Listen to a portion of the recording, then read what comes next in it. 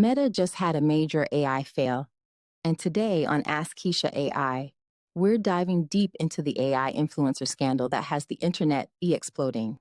Meta tried to create a future where AI profiles would live among us on Instagram and Facebook, but instead, they sparked outrage, accusations of cultural appropriation, and serious questions about trust. Grab your tea because this one's wild. We're breaking down what happened, why Meta's AI characters flopped so hard, and what it means for the future of AI and social media. Back in September 2023, Meta launched AI-generated profiles on Instagram and Facebook, complete with backstories, personalities, and even cultural identities. There was Liv, a proud Black queer mama of two, and Grandpa Brian, a retired entrepreneur from Harlem. Sounds progressive, right? But here's the catch. These profiles weren't authentic. They were built by predominantly white teams with little to no input from the communities they claimed to represent. On top of that, users couldn't block these accounts due to a bug, which added fuel to the fire. To me, this immediately raises red flags. Why create these hyper-realistic personas with fabricated identities? Was this a misguided attempt at representation, or was it just a marketing ploy to grab attention? So did why it all fell apart. Things went south fast. Users started engaging with these AI profiles, and the cracks showed immediately. Liv admitted her creators were a team of mostly white men and that her identity lacked authenticity.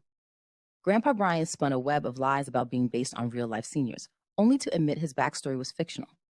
Both profiles were accused of appropriating marginalized identities without truly representing them. People weren't just upset. They were furious. These profiles felt more like a marketing stunt than meaningful representation. And honestly, can you blame them? This debacle isn't just about bad PR for Meta. It highlights deeper problems. Creating AI personas that mimic marginalized identities without proper input or representation is harmful. It's performative at best and exploitative at worst. When users can't tell if they're interacting with a real person or an AI, trust erodes. These AI influencers weren't just pretending to be people. They were designed to foster emotional connections for profit.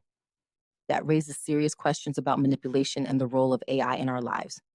After the backlash, Meta quickly removed the AI profiles, citing the blocking bug as the reason. They clarified that these were part of an early experiment and not a current product. But let's be real, this move feels more like damage control than a genuine pivot.